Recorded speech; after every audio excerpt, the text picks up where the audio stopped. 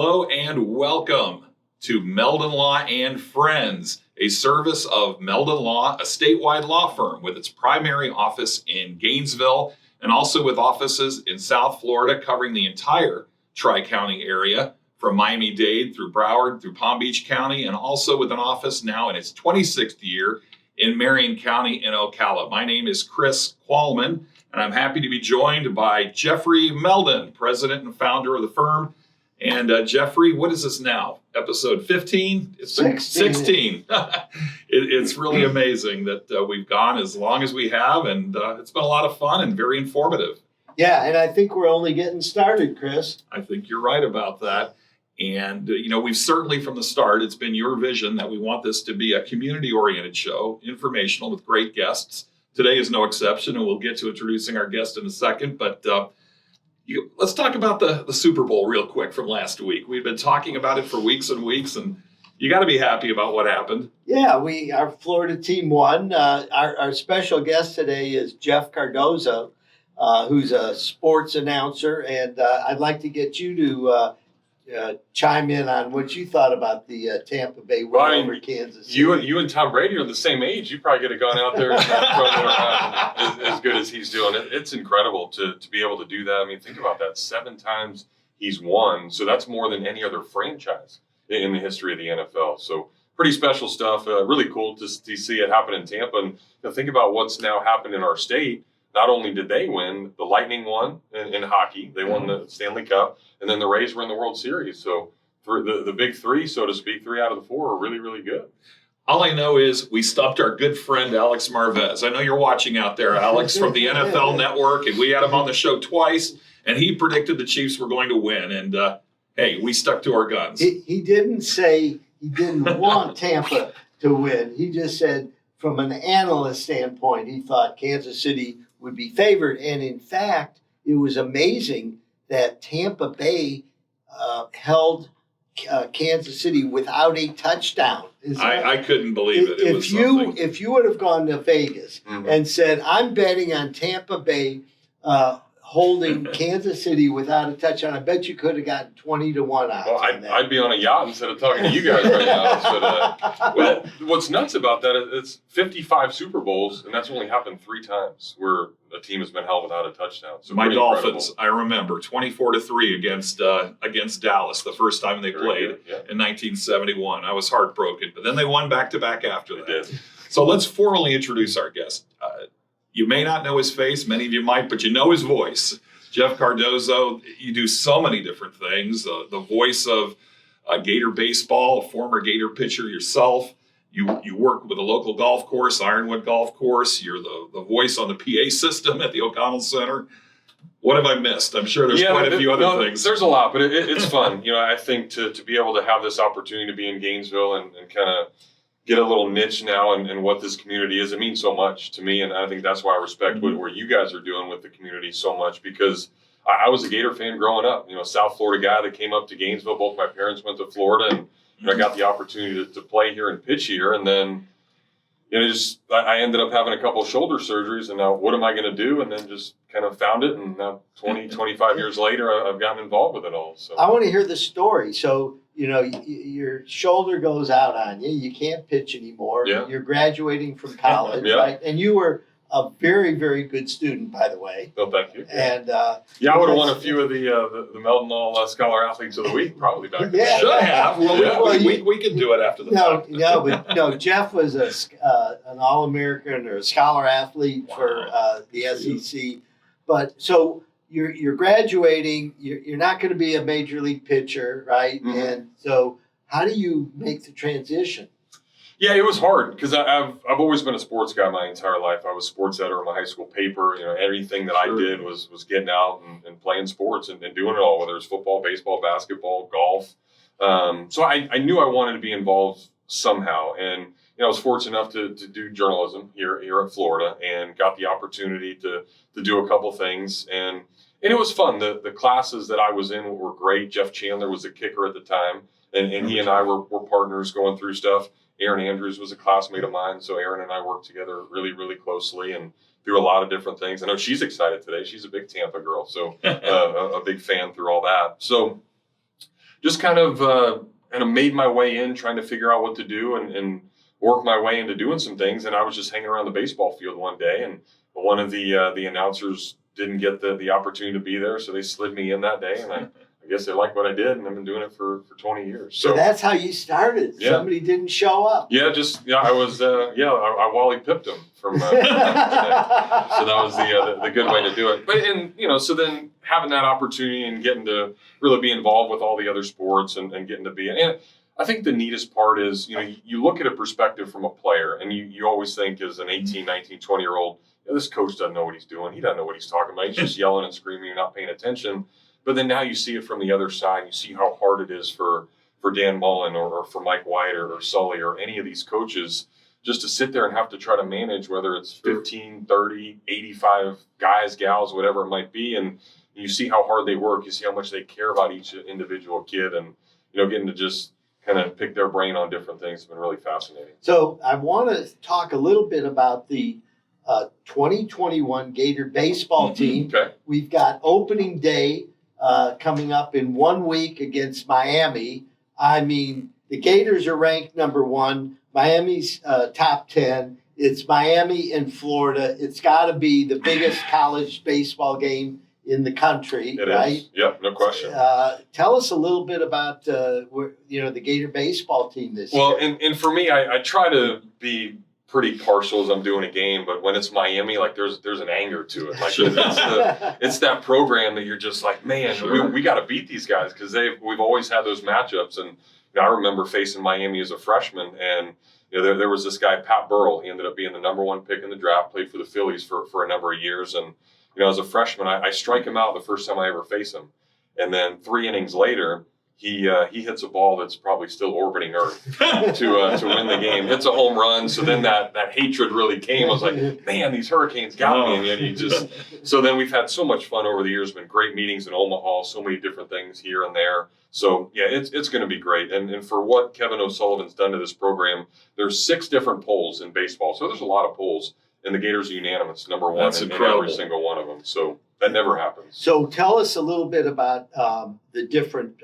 positions. Start with pitcher and go through some of the other positions. Yeah, and that's what Sully's really been good with his entire career here. I mean, so many different guys are now making the big leagues because what he's done with his pitching staffs. And you got a guy on Friday night his name is Tommy Mace. He probably should have been drafted last year, but there was only 5 rounds because of COVID and some of the things that happened. So he ends up coming back to school. So it's almost like you're getting, this number 1 draft pick kind of guy to come back to school because you didn't expect him to. So he'll solidify things on Friday night. A guy named Jack Leftwich on Saturday, another right-handed guy that's pretty special.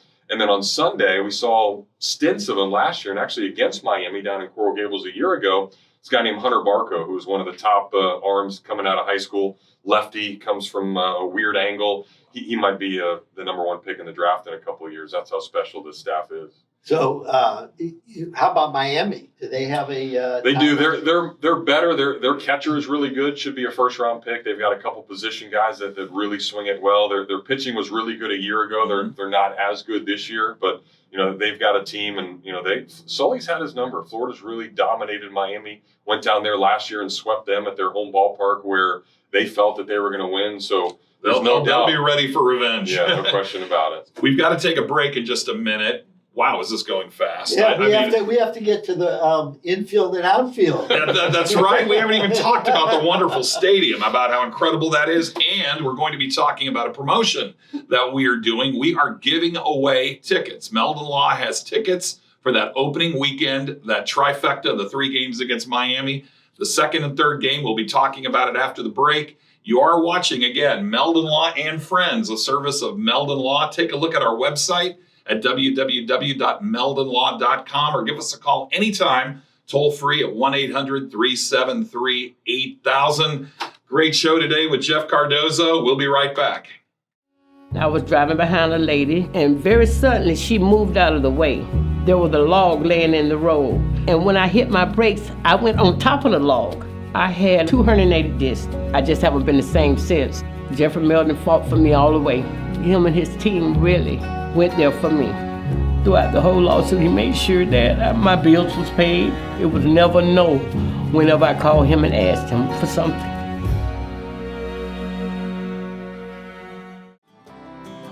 Being a client in Meldon Law was special because I felt like I was really being listened to and I felt welcome by the entire staff. If I were in a situation where I needed legal advice and help, I would absolutely reach out to Jeffrey because his reputation alone speaks for itself. But on a personal level, I know that he would take care of me and help me solve those problems, and I would feel safe with him. Hello and welcome back to Meldon Law and Friends, a service of Meldon Law. Take a look at us on the World Wide Web at www.meldonlaw.com. 3 offices statewide, primary office in Gainesville, an office covering all of South Florida, and Marion County in Ocala. Let's get right back to it. We have a great show today with Jeff Cardozo, the voice of the Florida Gator baseball team. And Jeffrey, we've got a promotion coming up for that upcoming weekend next week, the 19th, 20th, and 21st. Yes, we're really excited. On Saturday, we're going to be giving away 4 tickets plus a $100 gift certificate to the Cheesecake Factory, right? Yeah. That's a big deal. And then on Sunday, we've got 2 tickets and a $50 gift certificate to the Cheesecake Factory. And all you have to do is go to Facebook, Meldon Law and Friends, and there'll be a enter the contest, and you'll be entered. It's going to be so much fun because we have the new stadium. Tell us about that, Jeff. It's amazing. I had the opportunity a couple of days ago to go over there, kind of set up our equipment, make sure everything's functioning well. And it was a little rainy that day. And I think that's going to be the best part because I think so many people in Gainesville remember some of these regionals in the middle of the summer where it's raining everywhere and there's all these delays and you had to take forever for the field to drain. Well, now it's just, it's done right. And it wasn't wet at all. And to me, this is for the fans. As good as this baseball team's been, it's been more than a decade now of Sully and his excellence and getting teams to Omaha and everything else. But for the fans, they're going to have that shade structure that you didn't have at the old stadium. They're all chair back seats, and then you've got a berm, you've got a walkway that goes around the entire facility where you can never take your eyes off the game. Then before you walk down and get a concession stand and you can't watch the game. So now it's that 360 concourse, and it's beautiful. And the SEC has some really good stadiums, and this by far, I think, is going to just trump all those by far. They oriented the stadium a little differently, right? Yeah, so in reality, when they built the old McKeithen Stadium, home plate probably should have been in right field looking back towards the O-Dome. But in order to fit there, I think that's the way they did it. So now it's facing the right way. The sun's going to set behind basically now the third base dugout. So you'll have a little issues in right field. But by 3, 4 o'clock, every single seat will be in the shade. You'll have no issues. And, even at noon on those Sunday games, the 1 o'clock games, there'll be a lot of shade in that place. It'll be spectacular. So the right fielder might have some sun from the setting sun coming in, and he'll be. He needs the eye black and the oak leaves. Other than that, everybody's good. Yeah.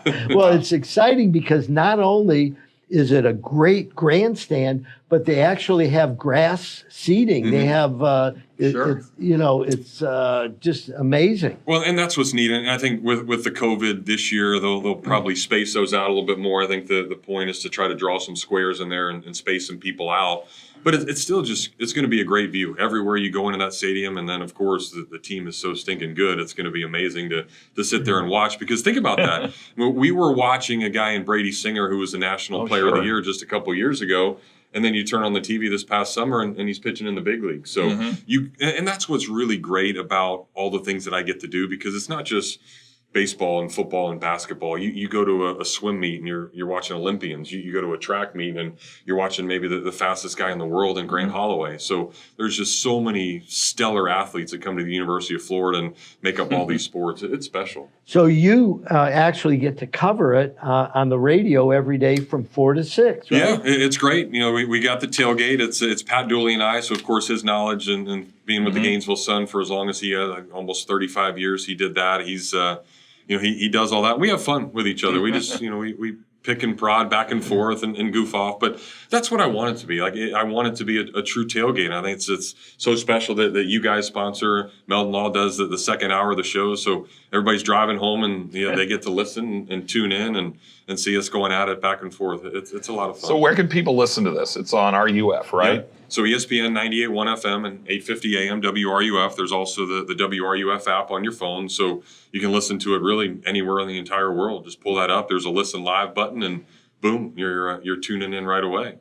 So besides doing all of this other stuff, you also have a day job as a manager at Ironwood Golf Course, right? Yeah, and that's what I call my real job, so to speak, I guess, and all the other stuff is fun. So I've actually been at Ironwood now almost 20 years. It's a special place, and we worked really hard to fix it up. It's owned by the city of Gainesville, so you have a few things you have to deal with in trying to go and navigate all that stuff. But we've put a lot of improvements into it the last couple of years. We've redone the tees and the greens, and I wanted a place to be fun, just like the tailgate radio show is, or just like hanging with you guys, or anything that I do. Like, I don't want anything to ever be hoity-toity. Like, I want it to be a tailgate where I tell my employees, hey, by the second or third time you see somebody, like, know their name. Like, I mean, one of the favorite things that I get to do, and I'm driving down, let's just say, to see Carrie down in South Florida, and I go through the toll booth, and I see a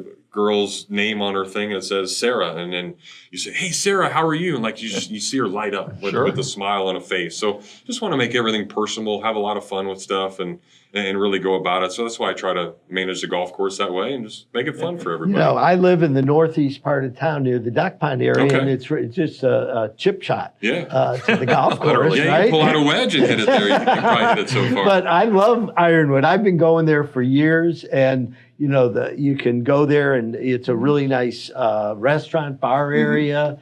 I wanted to ask about that because I remember when I was a student here, I went to law school in the early 80s, and I remember that was one of the premier places to go for dinner. I took a dinner date there and really wanted to show up and say, wow, this is a classy place. And it was. I remember the food was great. So tell me about the restaurant now. Yeah, we're still limited a little bit because of the COVID stuff. But when it's there, it's a great snack bar. I mean, the burgers are fantastic. I think the hot dog is really what we're known for. Great sandwiches, a lot of different things to just go out and enjoy. And I think what's been really neat is we've got a lighted driving range now that we've got a shade structure over the driving range. Okay. So we have a Friday and Saturday night special where you can come out and you can have a bucket of balls and drink a couple of beers for about $8. I'm there. I can do a driving range. Oh yeah, he lives in the neighborhood too. That's right. I don't know about playing a real course like you and Carrie do, but I can do a driving range. Our superintendent would thank you for not putting marks all over the course. For sure. And it's great that you were thoughtful enough to put lights up there because after work people can go out there and we all know the only way you get better in golf is by practicing, right? Yeah, it certainly is. And I think that's with every sport. But you got to have at it, and that's where golf's such a fascinating game because you can play it when you're 5 or you can play it when you're 95. So it's just, and that's what we really try to do. I think the juniors, just like you guys do with some of the high school, some of the college stuff. It's really near and dear to my heart because I've got 3 kids. I've got one in high school now that's an athlete. So you want to have a place for them. So we try to do a lot with getting kids out there, making sure we give them lessons, teach them the right way, teach them the rules. Sure. Nobody's pulling a Patrick Reed and cheating and dropping balls and kicking balls and doing Judge Smales on Caddyshack. That's right. So junior golf is really big, and then obviously a lot of the ones that are retired and get to be out there on a daily basis. It's just it's great seeing them. I wanted to talk about that. The greens fees there are incredible. And that's the way I want it to be. I want it to be reasonable so everybody can come out and just really enjoy it. You don't want to turn anybody away. It's a place where you can show up, you be welcomed at the right time, and you just have fun. Like everything that, again, like I said, it's just it should be fun. You should want to show up to work every day and have fun, and we do and make it that way. And and it's taking it right from you guys. Well, we're really excited about Ironwood and the spring coming up, and everybody gets ready to clean up their golf clubs. That's right. And head out to the driving range and then play a round of golf. So we're excited about that. Now, what are some of the other things that are going on as far as Gator sports for the spring? Sure. Well, and think about this. So the only real sport that's not happening is football. Every other sport at UF is happening in the spring. So you can see it's almost like a nightmare for all of us behind the scenes and trying to broadcast them, put them on TV or radio or try to find spots for them. But for fans, it's absolutely tremendous because you get to see all this stuff. Let's talk about the basketball team. Okay. it's been an up and down year, of course, and we had Mark Wise on last week, giving some excellent words, I thought, talking about the fact that, look, last summer, of course, they had a vision for the team. Coach White was going to build it around Keontae Johnson. Obviously, that's no longer possible. Tell us your thoughts on the Gator basketball team moving forward. Yeah, I mean, he's the preseason SEC Player of the Year. That's the heart and soul of this team. And not only can he score, he can play defense, and he's obviously a leader in the locker room. So many things when you lost him. So it's at least nice to have them back now. But now think about what Mike White had to do. So all of a sudden you're prepared. You're looking at everything from a standpoint of, okay, we're going to revolve everything around Keontae. And now somebody has to play his position, and then somebody else has to move now and play in a different position. So Mike's done an incredible job to be able to do that. And the first game back after not having Keontae was that Vandy game. They go up to a gym that's really quirky, really hard, and they win by about 20. Sure. And then they go on that nice run. They go up to West Virginia, and they out-physical everybody. It was great. So he told me a couple of weeks ago that he felt going into that Florida State game where Keontae obviously went down, this might be the best team that he's had. And that's saying a lot. So he's now has the talent, but you have to shuffle so many people around and do some different things to make it good. And, I think he's certainly the right guy for this job. And he's getting everybody to play for him. I mean, look who came back. You had Trey Mann come back who could have went to the NBA. Scotty Lewis come back because they wanted to play for Mike White. And I think we're seeing now that reaping that benefit. Yeah, I think Trey Mann definitely increased his stock as far as the NBA, because last year I was going, why is this guy going to the NBA? This year it's like, oh, I understand why the NBA would be interested in it. Let me ask you about something else. You also do the coaches show with Coach Mullen.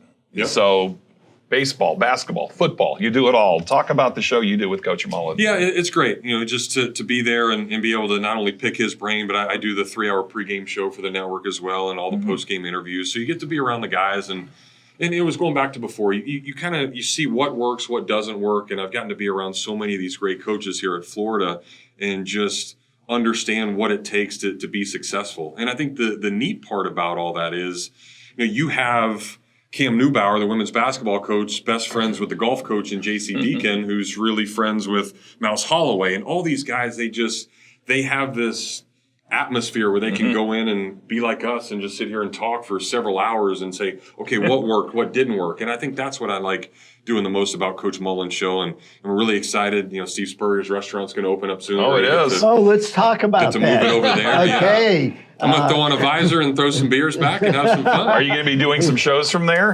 We are. I think that's the plan to be able to do that and showcase, certainly what that's all about. And Celebration Point, that whole area is truly spectacular. So it's good. But, Mullen's great. He's really good with the fans. I think we see him afterwards, and you see him high-fiving. That intensity is just something. Well, give us your thoughts about the team going forward next year. Obviously, we lost some great players, but we're reloading. So what is your thought about the Gator football team? Well, and part of Ironwood, too, I get to have some interns out there. And Kyle Trask was actually my intern, so he owes all his success to my great teaching, right? He taught him everything That's right, he knows. everything. That whole swing, just like the So what do you think as far as the offense next year? It's going to be different. I think Gator fans need to understand that it's probably going to be a work in progress. Trask was good 2 years ago. He was great last year. Emory Jones is a guy that is really, really talented, but he hasn't had a ton of game reps. But that's what's so good about Dan Mullen. He's able to scheme up stuff, find the holes, spread people out, take advantage of what teams are trying to do against him. He's just such a great play caller. So I think that'll make Emory really good. But think about what they've got in the transfer portal. DeMarcus Bowman, this guy that was a 5-star coming out of Lakeland, he comes in. Now he went to Clemson. Now he's going to be potentially the running back. You got another guy, 5-star, Lorenzo Lingard. You got Jacob Copeland coming back, a receiver. They lost Kyle Pitts, but they just got Eric Gilbert from LSU, who was the best tight end in the country coming out of high school 2 years ago. So the weapons are going to be there. And, of course, everybody's freaking out about the defense and how that happened. But if they get to have a full spring, get to have a summer where you now prepare, you understand what the calls are. Todd Grantham's defense is really, really good. He'll get those guys playing good again, and I would expect nothing less but chance to beat Georgia again and get back to Atlanta. Yeah, that's what it's all about, It right? is. Beating Georgia. Beating Georgia. We know that. It's like people around the country don't completely understand that there's one game, SEC East is almost always determined by that game. It is. So as much as I hate Miami baseball, everybody hates Georgia football for sure. That's the way it is. Now, getting back to baseball real quick, who are the top hitters on the UF baseball team? So there's a guy, Judd Fabian. He'll play center field. Kid out of Ocala, actually, probably pretty close to your office down there. He might be the number one pick in the entire draft. A 5-tool player, fast as heck, hits balls that are like that ball Pat Burrell I was describing, that's still orbiting Earth. He has all the tools, and he is in consideration for being the best college player position-wise in the entire draft. So that's how good he is. You've got a guy in Jacob Young who was hitting over 400 last year before COVID cut the season short. You've got a guy at first base. His father was Jack Armstrong, a guy that pitched in the big leagues. So this guy he hit a ball. When you see the new scoreboard, when you get over there, the middle of that scoreboard, he broke a panel once the stadium was put in. That's how far he hit this ball. Wow. So he's got incredible power. They've got speed all over the place. They've got a catcher who was a freshman last year that's going to be really, really good. They've got a guy that played shortstop last year who was a freshman, and that never happens. You never see a kid come in as a freshman and play shortstop. His name's Josh Rivera. So anywhere you look, this is going to be such a deep lineup, and really 1 through 9. There's not a hole in this lineup. So, you might think, all right, by the time we get through the 4, 5, 6 hitters, okay, we can probably take a deep breath. Well, you can in this lineup. So it's going to be really, really tough to get these guys out. So up the middle, we're strong. Very strong, and that's exactly what you want to do for sure. Wow. I tell you what, again, seems like we say this every week, but we could probably go on for another hour. Yeah. I mean, this is such great information about the Gator baseball team, and we will definitely be having you back very, very soon as the season gets kicked off, and we'll see how things go. But a lot of great expectations for the Gator baseball team. And with that in mind, let's talk a little bit more about the contest we announced. We want to remind our viewers and those of you who are listening on the many different platforms, including Apple Podcasts, Spotify, Gator, Google Podcast, iHeartRadio, and so many others. This is a contest that's unique to Facebook. So if you want the tickets to the Gator baseball games, that first weekend, that would be Saturday the 20th and Sunday the 21st, you do not go to our website, you go to the Facebook page, correct? Yes, and you go to the Facebook page, Meldon Law and Friends, and there'll be a button that says enter the contest here. The contest is Saturday, 4 premium seats, plus a $100 gift certificate at the Cheesecake Factory. That game is going to be at 1 o'clock on Saturday. And then Sunday, another game at 1 o'clock that we're going to have 2 premium seats available and a $50 gift certificate at Cheesecake Factory. And you can enter one or both of the days. And we're really excited because baseball tickets are going to be sold out. Yeah, impossible to get. Okay, they're going to be impossible to get except at Meldon Law and Friends. So go to Facebook, Meldon Law and Friends, and we're going to have them there for you. And we've got one more to talk about. We also have gymnastics on the 19th, a gymnastics meet against Kentucky. We have 4 tickets for that, but for that meet, for that contest, you have to go to our regular internet webpage at www.meldonlaw.com. Right. And we have a button at the top on the homepage of the Meldon Law website. That is to win the 4 tickets to the Kentucky gymnastics meet on the 19th, a week from today. And we're doing the gift certificate for the Cheesecake Factory on that too, correct? Yes, 4 seats, Friday, February 19th, $100 gift certificate to Cheesecake Factory. And just think about this. If you're lucky enough to win both, you can go see the Gator baseball game at 3 o'clock on Friday, and then at 6:45, walk over to the O-Dome and see the number 1 gymnastic team that starts at 6:45. So you have a chance for a twofer. Pretty amazing. And why are we doing this? Because we are the official law firm community partner of the Florida Gators. Actually, Chris, it's the only official I knew I missed a law word. firm partner The only of the Florida official Gators. law firm community partner of the Gators. Not community partner. The only official law firm partner of the Florida Gators. I keep saying it wrong just so you can keep saying it again. I know you do. He does it so good. I know. And Chris promised us he was going to get new clothing for the show. And if everybody will notice, right. He's got a new shirt on. A very dear friend of mine said, who watches us every week, told me, you need to put a little bit of color in your outfit like your boss. We'll be right back on Meldon Law and Friends. The Meldon Law Firm from the beginning has been built on giving back to the community. I enjoy coming to work as much today as I did in 1971 when I opened my practice. I don't look at this as a job. I look at it as serving other people. While we're alive, what better feeling can you achieve than knowing that you've helped other people and thereby you enrich your own life? I've done mornings here on Sky Radio for 17 years. Jeffrey Meldon started doing his weekend show here 16 years ago. One of the things that separates Jeffrey is I don't see him out there hollering for people's business. I see him out there investing in the community. He's touched a lot of lives, and a lot of it he'll never know what a difference he made in somebody's life about information that he has shared on the air.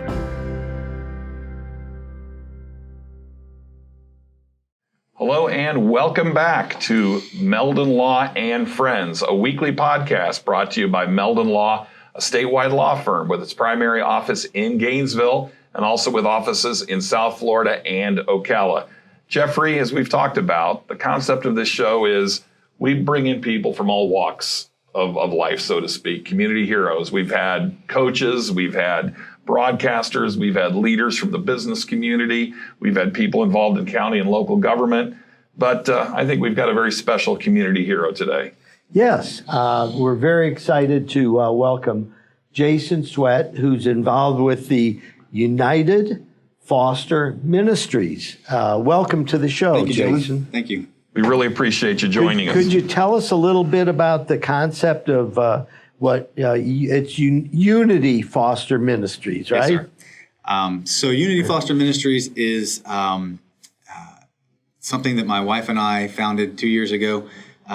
We have been foster parents for 7 years and just really knew that the foster community needed more support. They needed more people there to back them and help them along the way. And so we founded Unity Foster Ministries to do just that.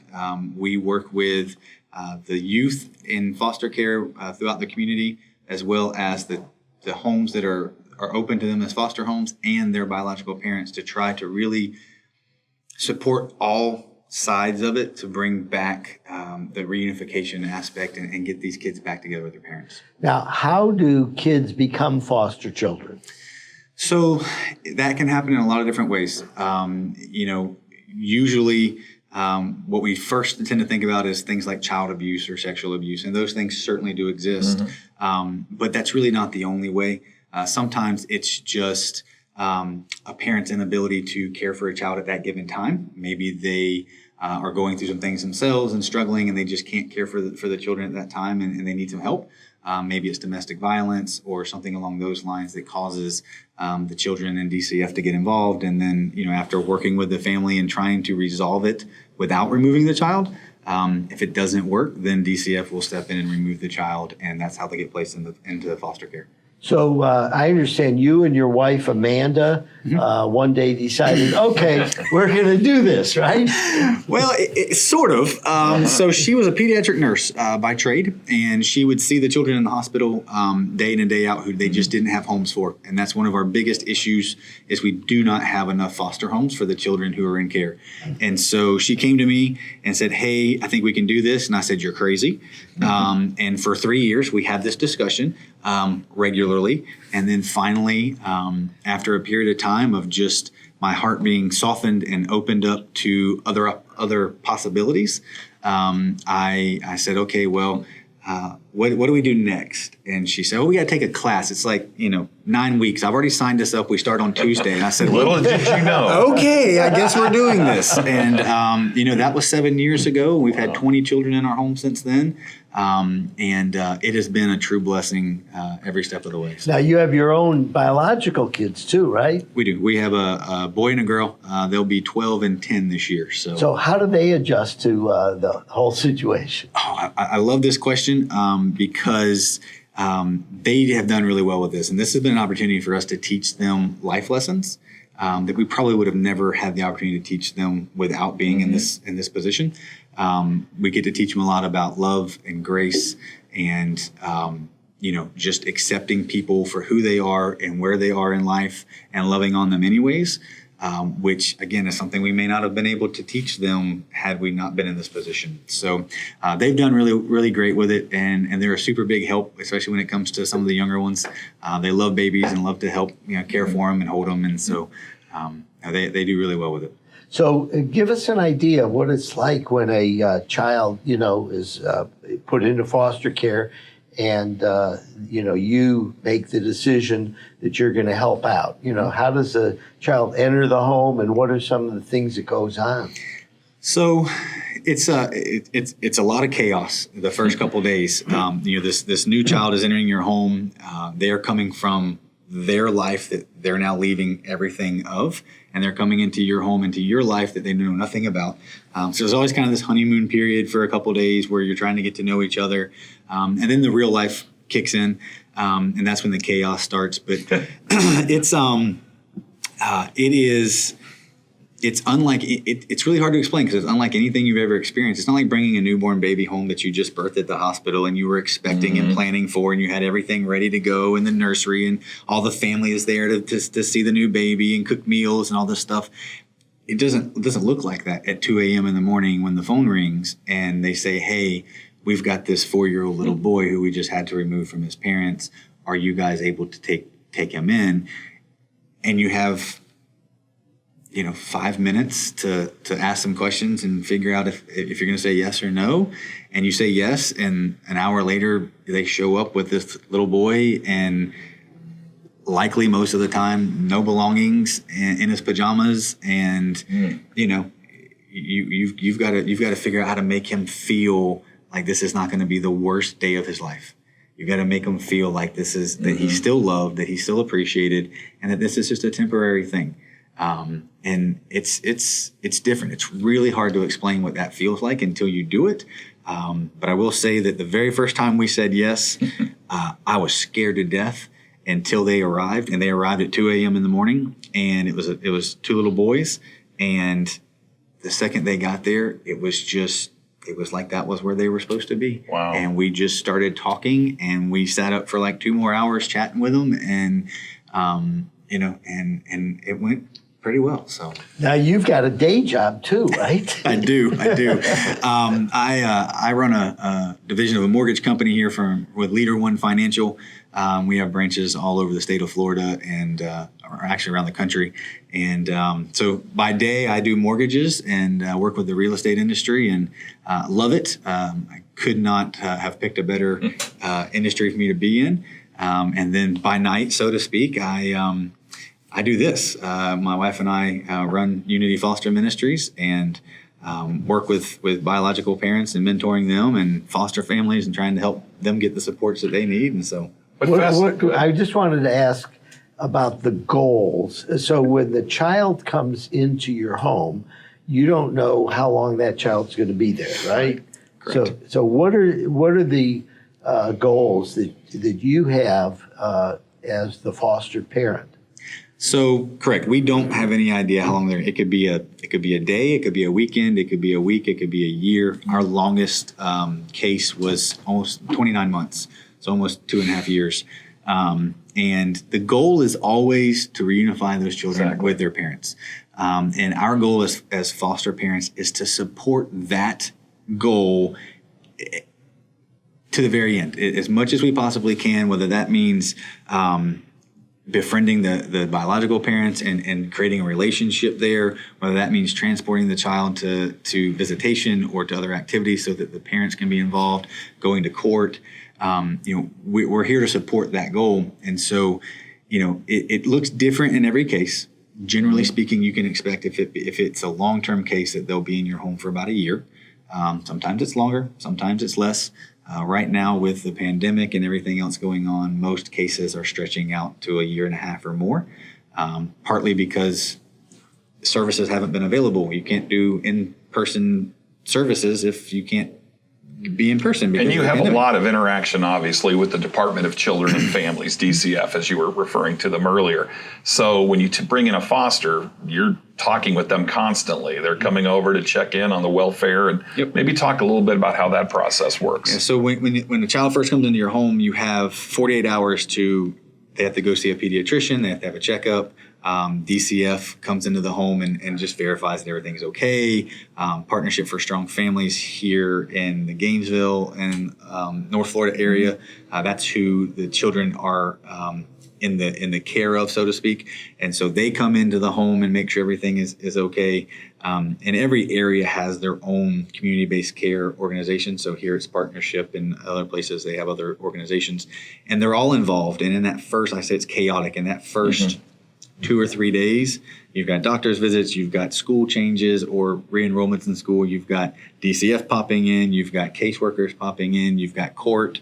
And so it really kind of gets a little bit chaotic, but, we all try to work together as a team. And, we call ourselves partner families because we partner with these other organizations to really try and make sure that we're all working together for the same goal. We had a guest on a couple of weeks ago, you may know, Natalia Bannister, the executive director of the Pace Center for Girls, and she was telling us about the same type of thing, how frequently these are children through no fault of their own are thrust into very challenging situations.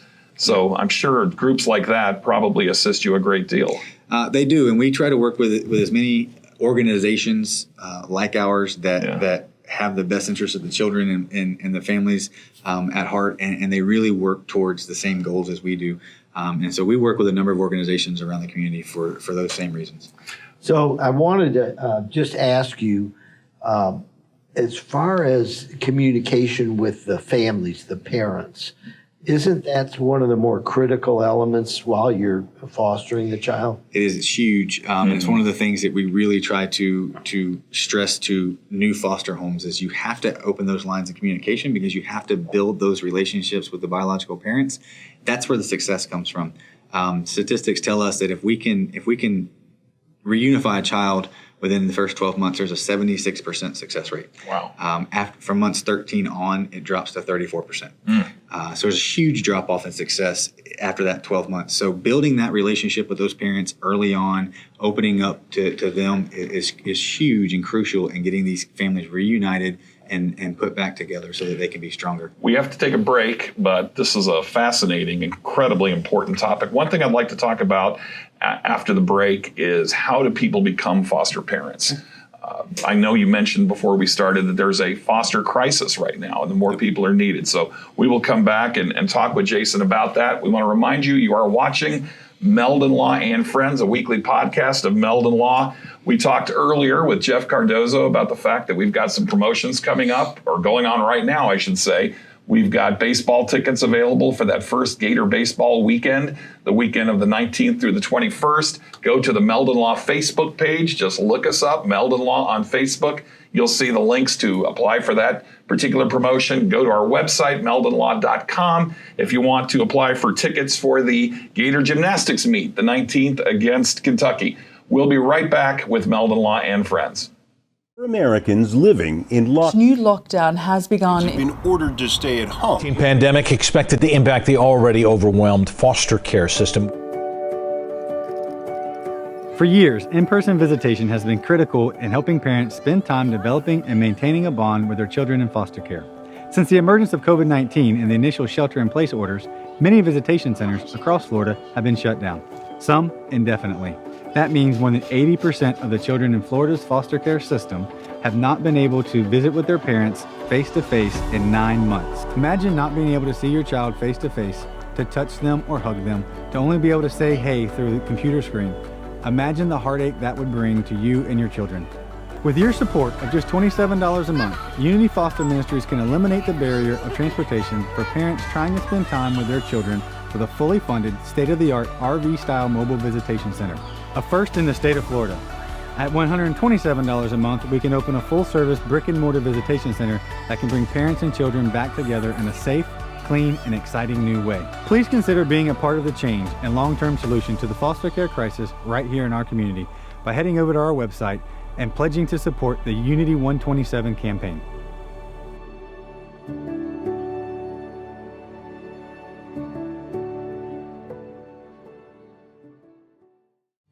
I was in an accident. Someone ran a red light and hit me, and I was hurt. You don't know where to turn. Luckily, I called Jeffrey. These big insurance companies, they don't want you to win. They truly don't.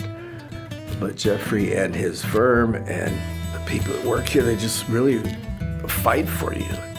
You call the law offices of Jeffrey Meldon, because you're gonna need help, and they will help you. Well, I was in a truck accident. Because of the accident, I've resulted in 3 back surgeries. We saw advertisements on TV, and guess who popped up more often than that? It was Jeffrey. The communication that he provided was so appreciative. He shows his compassion as a human. He assisted us in achieving one of our dreams, the acquisition of a home, and we're here today with smiles on our face with the assistance from Jeffrey. Hello and welcome back to Meldon Law and Friends. Today is Friday, February 12th, 2021. Jeffrey and I are joined for this segment again by Jason Sweat, the president and CEO of Unity Foster Ministries based in Gainesville. You were talking during the first segment about the wonderful work your ministry is doing, and you also were telling us before we started about the fact there is a crisis right now in the state of Florida, a foster care crisis. So why don't you explain that? So right now, we are desperately short on homes to house foster children, for families to love on foster children. And, you know, the numbers are about, there's about 5 kids for every home. And now and so if you have any kids of your own, you know, in order for every child to have a home to go to, you're talking 6, 7, 8 children in a home, and that can get to be a bit daunting. So we desperately need more families to step up and say, I want to provide a safe, loving home for these children for a period of time, whatever that looks like. And that's one of the big things that we do. My wife and I do a lot of speaking engagements of recruiting and info night sessions to try to get the information to people who might have an interest, so that they can learn what it takes to become a foster parent as well. So if folks want to explore what it's like to become a foster parent, where would they go? So they can reach out to us directly, and I can help point them in the right direction. Every area throughout the state has what we call community-based care organizations. Some of them serve multiple counties, some of them just serve one county. But that's who ends up licensing you as a foster parent. And so no matter where they're at, if they are interested, they can reach out and we can help get them directed to the right person who handles the licensing for their area. And then they'll ask questions of them and they'll kind of get a feel for what it's like to license with that agency. And then they go through some classes. And then after that, they send off their stuff to the state of Florida, and DCF issues them a license. And chances are they're going to get a call for a placement before they even know they have a license, because that's how desperate we need more families. And that's how we found out we had a license. So we got a call and we're like, well, we don't think we're licensed yet. Oh, it just came in. You're good.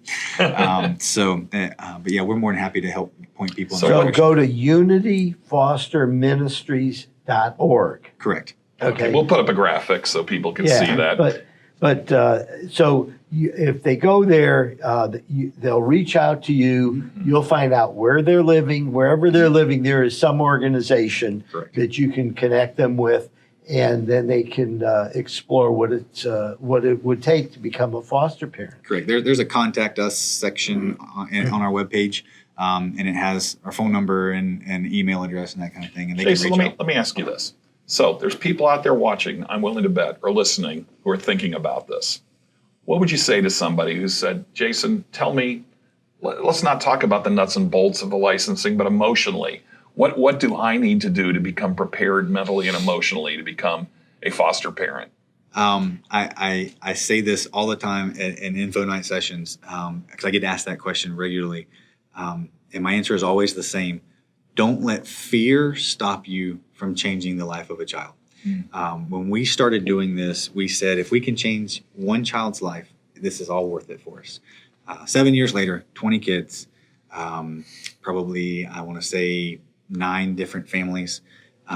We've hopefully made an impact on each and every one of them. Some of them, to this day, I still have contact with some of those foster children. We still have some of those families. I have one sibling group that we had 4 years ago who still call me on Father's Day and on my birthday. They come by, they'll have sleepovers with our kids. They're just an extended part of our family now. But I was afraid for 3 years that I couldn't do this.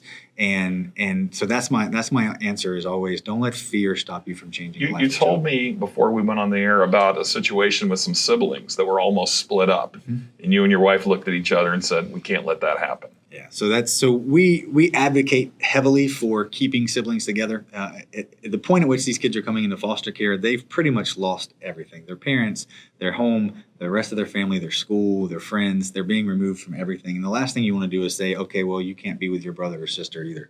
So we really advocate for keeping siblings together. And in fact, that's one of the bigger things that we do with Unity is last year alone, we provided 54 beds to foster homes where children were coming into care and they weren't prepared for the sibling, but they didn't want to say no. And so we said, well, they said, we don't have a bed. Well, that's okay. We'll take care of that for you. And so the next day we would deliver a bunk bed, 2 mattresses, and some sheets for the kids. So that the siblings can stay together. It is a big deal. And it's a big deal in the emotional and psychological piece of this, that they don't get split up. And so having homes that are open to that as well is really, really crucial. And so we highly advocate that people take that in consideration as well. So if folks want to help financially, they go to unityfosterministries.org. Correct. And you can donate, right? Absolutely. So last year we provided over 3,300 meals to foster homes and foster children throughout our community during the pandemic. We provided 54 beds. We gave 100 kids school supplies to start back school in August. And all of that is funded through people throughout our community. We're a registered 501c3, so your donations are tax deductible. If you go to our website, there's a donation page, and we have a couple different things going on. We have just regular donations, and then we also have our Unity 127 campaign that we have going this year as well. To help us further bring these children and these families back together with their parents. You know, I have a good friend of mine who's an attorney up in Virginia, and he has 5 biological kids, and he's adopted 4 kids who were at-risk kids from another country, and he is just completely, ecstatic about his experience, and it sounds similar to what you've experienced. It really is life-changing, but it's life-changing in such a good way. You don't think about it that way when you start doing this or when you agree to adopt a child, but when you see their lives change and when you see them changing as a person, it really does change you as well, and all in a good way.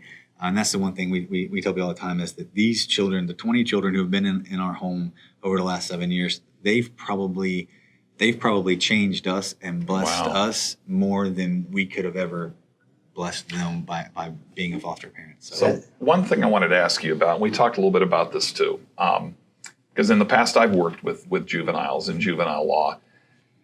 I was so impressed when I read your material, about how part of your goal, a major part, is to work with the parents, work toward reunification, work to rehabilitate the parents. It can be tough to let go, I'm sure, as a foster parent. You've been told all of a sudden after 6 months, your time's up. How do you deal with that? And how do you train new foster parents to be prepared for the fact that it may not be forever? Yeah. So the question that you get asked all the time on the street is, well, won't you get attached? And the answer is always, if you're doing this right, you absolutely will get attached. Listen, we've fallen in love with every child who's come into our home, but you have to go into this with the mindset that I am here as a home to provide a safe, loving environment for a period of time. This is not forever. Reunification is always 100% of the time the goal when these children come into care. It's mending their family, helping them put their family back together with a stronger foundation than they came in with. That's always the goal. And so you just have to have that mindset. You just really have to have it. I feel like, we as adults, I feel like we're equipped to deal with loss better than children are. And so, we can talk it through. That's part of what, being a part of Unity and having, mentoring these foster homes and these parents coming in. That's one of the things we do is we talk about it. This doesn't have to be this clouded secret. Just talk about it. It's difficult. It's like, the one child we had that left after 29 months was like losing a child. She was with us from birth. And it was like losing a child, and it's difficult, but you talk it through, you work it through, and hopefully you've built a good enough relationship with the parents that when they are reunified, you still get to have that interaction. Like I said, I still have the ones who still call me on Father's Day and on my birthday, who still come by and say hi. And that's really where you see the difference. Now, in addition to that, you've actually adopted some children, right? We have. We've adopted 4. We adopted a sibling group. It's a really great story because we still get to work with their mother, and working with her and mentoring her to help her continue to turn her life around, so that when these kids are old enough and they want to have a relationship, we're not going to tell them, no, this is their mother, this is their biological family, and so she's still working to turn her life around so that when that time comes, she can have a relationship with them. And we're super proud of her for taking the steps to do so. And so, we did adopt a fairly decent sized sibling group. And so they're now a permanent part of our family, and we couldn't be happier. We love them to death. Well, I'm just amazed at your story, and we want to thank your wife, Amanda, for being, the go-getter. Giving it a little bit of a nudge. Being persistent enough to stay on me. No, for sure. Without her, we wouldn't be here. And she is just, she's amazing, especially at the house we have a house full right now, and she's just truly amazing. Well, Jason, I just want to thank you so much for joining us today. The information you've shared with our viewers, our listeners, is just incredible. Thank you. And I'd like to urge everybody out there to give some thought to the wonderful work they're doing at Unity Foster Ministries. Take a look at their website at unityfosterministries.org. Is there a telephone number? There is. The 352-231-2424 is a way to reach. You can reach me directly at that number. Check out the website. We have a lot of things going on right now. Some things that we have the Unity 127 campaign that came about because of the pandemic, trying to get visitation back in person with these parents and these children, something that no one thought about when we shut everything down last March. That also means that these parents and these kids can't see each other face to face. And so that campaign is trying to put together a mobile visitation center to bring these children back in contact with their parents. A lot of them haven't seen their kids in face to face in 8-9 months now. Wow. I have an announcement for you, Jason. Okay. Meldon Law is going to do a $500 matching donation to Unity. Okay. So everybody who's listening here has to go to unitedfosterministries.org, and whatever you donate, Meldon Law will match dollar for dollar up to $500. Thank you so much, man. That's tremendous. Thank you. Okay, man. All right. Thank you. We really appreciate it. I'm really touched by everything you shared with us. Thank you so much. You've been watching Meldon Law and Friends, a service of Meldon Law, a statewide law firm. We are in our 6th decade of operation. Jeffrey Meldon created this firm in Gainesville back in 1971. We have now expanded statewide with an office in South Florida covering the entire Tri-County area from Miami-Dade through Broward all the way up through Palm Beach. We've been in Ocala for 26 years, about to open a brand new office there. You say 26 years, Chris. It's actually a lot longer. All right. Well, tell us how long it's really been. Well, I started working back there in the 1970s, okay? I didn't have a full-time office there, but for 26 years, we've had a full-time office there. But we've serviced Marion County for 45 years or more. So anyhow, the exciting news for Meldon Law is that we are giving away 4 tickets to the Saturday opening weekend for Gators